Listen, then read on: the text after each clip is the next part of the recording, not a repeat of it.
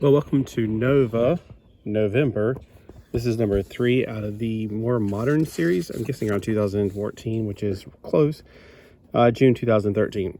Wow, okay, so this comic was okay. It's a fairly good jumping on point, even though I don't have issues 1 and 2, because it does give you some backstory right here. Which Sam Alexander? What?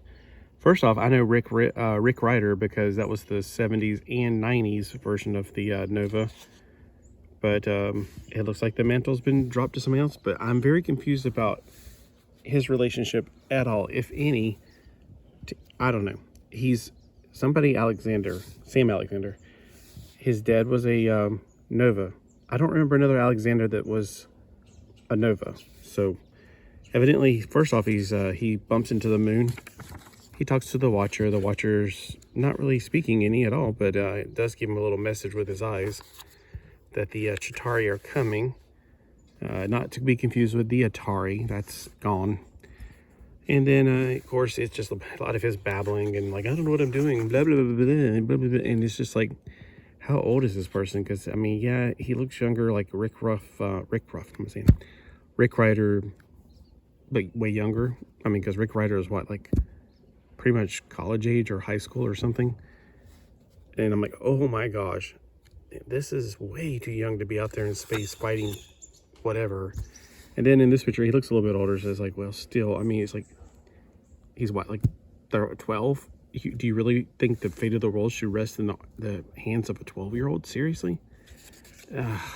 I don't know. This is just very, very bizarre to me that they got Gamora and Rocket. They're going to train him because they got no other hope. All the other ones, and this is what also kind of shocked me, everybody else is dead. All the other Nova Corps is dead. It's like saying all the Green Lanterns are dead. I'm like, it feels like it's really following the 1990s Green Lantern story where they chose a new one, Kyle Rayner, but this is a very young version of Kyle Rayner. It's almost like the Novas are also Green Lanterns in a way. Green Lantern Corps, Nova Corps. But anyway, I'm pretty sure Green Lantern did it first. So, yeah, I'm very confused about all this because he even talks about one of the Young Avengers being Rick. Now, I don't remember him being in the Young Avengers. He was in New Warriors for a while, but they said he's dead. You know, he says right here, he's an insult to his sacrifice, then he's along with the rest of the Nova Corps. Oh, and if you hear a lot of beating and drumming and sound, we're having a festival by the sea today and tomorrow, so yeah, it's pretty headaching after a while. But I mean, I'm just far enough away where I don't have to put up with too much of the. If there's any lyrics, I can't figure out what the songs are. I just hear the drumming and they just took a break. So anyway, I think he's talking about taking a math test and he's supposed to be in school, but it's like this looks like Arizona, where he lives. It looks like night, so he's supposed to be at school at night. I'm extremely confused. He keeps talking about, I think I'm missing a math test. Look at the stars. What kind of school does he go to that it's at nighttime? Maybe he is a college student. I don't know. The way they draw him, it definitely makes him look like he's not old enough to be a college student. So I don't know. I'm very confused by all this. I've never read this version of I say Rick Ryder, of Nova. The Chitauri look just like they do in Avengers, so you can tell this is definitely made to catch that wave of Avengers excitement. And around 2013, I guess that was about that time. And it's to be continued. So now I need to go on Wikipedia and find out what the heck.